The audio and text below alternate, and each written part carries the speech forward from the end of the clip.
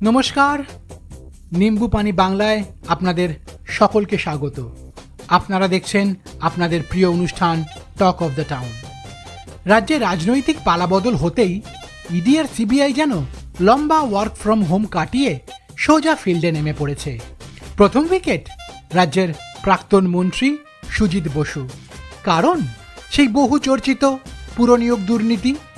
আর শুধু সুজিত বাবু নন, মামুর ঘরে মানে শ্রীঘরে এখন পাকাপাকি ঠাঁই হতে চলেছে ডিসিপি শান্তনু সিনহা বিশ্বাসেরও।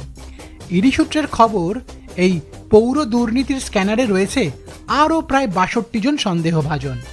এই মেগা অ্যারেস্টের পর বাংলার গলি থেকে রাজপথ, চায়ের ঠেক থেকে প্রবাসীদের ড্রয়িং রুম, সর্বত্রই একটাই প্রশ্ন, ওয়েটিং লিস্টে আর কারা? তবে এই ভিডিও রেকর্ড হওয়া পর্যন্ত আরও কয়েকটা উইকেট পড়লেও দাঁত দিয়ে জিভ কামড়ে কিন্তু কোনো লাভ নেই। আগের সরকারের মন্ত্রী শান্ত্রীদের যা ট্র্যাক রেকর্ড, তাতে এমনটা হওয়া কিছু অস্বাভাবিক নয়।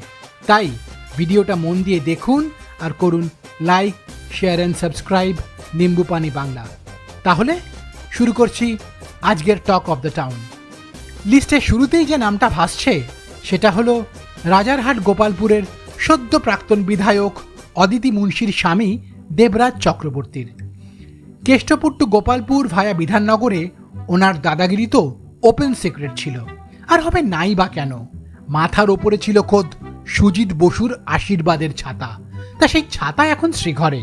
তাই অভিষেক বন্দ্যোপাধ্যায় ঘনিষ্ঠ এই যুবনেতার তোলাবাজির হিসেব নিকেশ এখন শুধুই সময়ের অপেক্ষা। তবে এক্ষেত্রে শুধু দেব নয়, দেবী মানে দেবরাজবাবুর গাইয়ে বউ অদিতি মুন্সির নামও উঠে আসছে। কেন?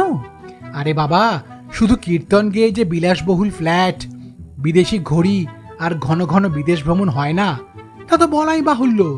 তাই স্বামী দেবরাজবাবুর তোলাবাজির কথা যে অদিতি দিদি জানতেন না, এটা বললে বোধহয় ডাহা মিথ্যে কথা বলা হবে। আসলে রাজারহাট নিউ টাউন এরিয়ার এই সেরা তোলাবাজ জুটির কীর্তিকলাপ নিয়ে আমরা টক অফ দ্য টাউনের আগের এপিসোডেই আলোচনা করেছি। লিংক ডেসক্রিপশনে দেওয়া রয়েছে, পারলে দেখে নেবেন। লিস্টে দ্বিতীয় নাম অবশ্যই রথিন ঘোষের। 2023 সালের 5ই অক্টোবর, ঠিক দুর্গাপুজোর মুখে পুরো দুর্নীতি মামলায় সদ্য চাকরি হারানো এই প্রাক্তন খাদ্যমন্ত্রীর বাড়িতে তল্লাশি চালিয়েছিল ইডি। সেই মামলায় তাকে পাঁচবার তলব করেছিলেন ইডি আধিকারিকরা, আর উনিও কোনো না কোনো অজুহাতে সেই হাজিরা সযত্নে এড়িয়ে গেছেন। অবশেষে শুক্রবার মানে 15 তারিখ সকাল সকাল ইডি দফতরে হাজির হন তিনি। পুরনিয়োগ দুর্নীতি সংক্রান্ত একাধিক প্রশ্ন করা হয় তাকে।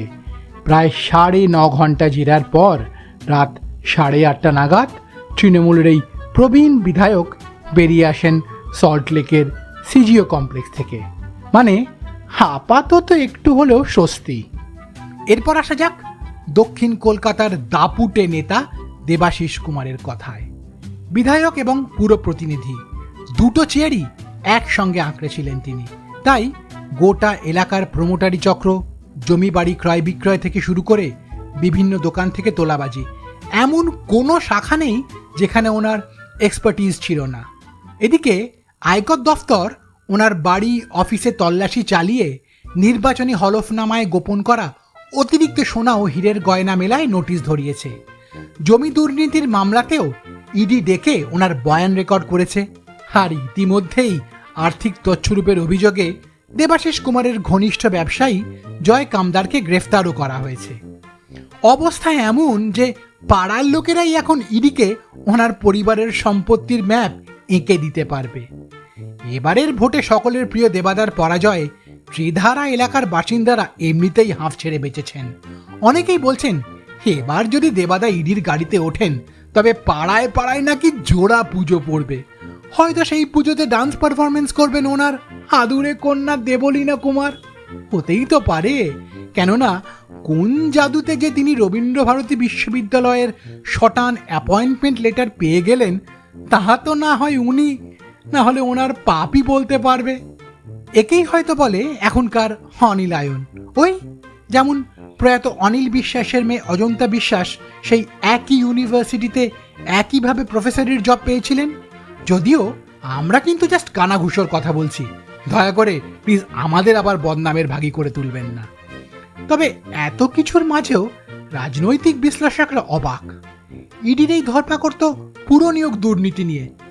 তাহলে তো সবার আগে রাজ্যের প্রাক্তন পুরমন্ত্রীকে ধরা উচিত ছিল। তিনি কেন এখনো বাইরে? ওনার নির্দেশ ছাড়া তো কোনো ফাইল এদিক থেকে ওদিক হতো না।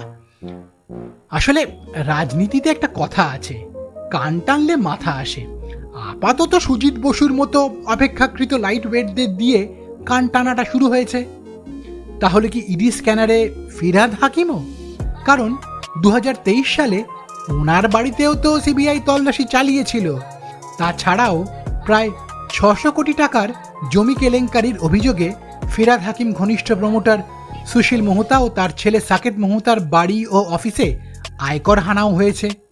রাজনৈতিক বিশ্লেষকরা কিন্তু এখন অন্য গন্ধ পাচ্ছেন। সব রাস্তায় কি শেষ পর্যন্ত হাকিম সাহেবের দরজায় গিয়ে পৌঁছাবে? দেখাই যাক না কি হয়। আরে ভাই, পিকচার তো अभी বাকি হ্যায়। আসলে খেলাটা অন্য জায়গায়। এইসব কেন্দ্রীয় এজেন্সির তৎপরতা এখন পুরো ভোটকে মাথায় রেখেই। বিধাননগর পুরসভার মাথা সুজিত বসু হোক কি মধ্যমগ্রামের রথিন ঘোষ, হুগলি এবং উত্তর 24 পরগনার যে সমস্ত পুরসভার আন্ডারে অতি বেশি মাত্রায় নগরায়ন হয়েছে, সেখানেই রয়েছে প্রমোটারি চক্র আর কাটমানি শিল্পের কড়া গন্ধ। বিজেপির ইলেকশন ম্যানিফেস্টোতেই স্পষ্ট বলা ছিল যে তারা ক্ষমতায় এলে বাংলা থেকে এই প্রমোটারি রাজ আর কাটমানি কালচার বন্ধ করবে। এখন তারা ফুল পাওয়ারে, তাই লিস্টে থাকা অনেকেই হয়তো এবার ফুল বদল করে বাঁচার চেষ্টা করবেন। কিন্তু শেষ রক্ষা হবে কি? আর এদের হলেও কালীঘাটের ভাইপোর কি হবে? কারণ সুজিত বসু হোক, দেবরাজ অদিতি কিংবা হাকিম জানাব, প্রত্যেকের ডেস্টিনেশন ম্যাপ তো ওই বিজে বাবুর দরজাতেই গিয়ে মেলে, তাই না? আপনাদের কি মনে হয় আতশ কাছে থাকা এই নেতাদের অনেকেরই কি এবছর আর দুর্গা দর্শন ভাগ্যে আছে? কমেন্ট বক্সে ঝড় তুলুন। কেমন লাগলো আমাদের এই প্রতিবেদন নিচে লিখে জানান। আর সেই সঙ্গে অবশ্যই করুন লাইক, শেয়ার অ্যান্ড সাবস্ক্রাইব নিম্বু পানি বাংলা, খবরের একঘেয়েমি কাটায়।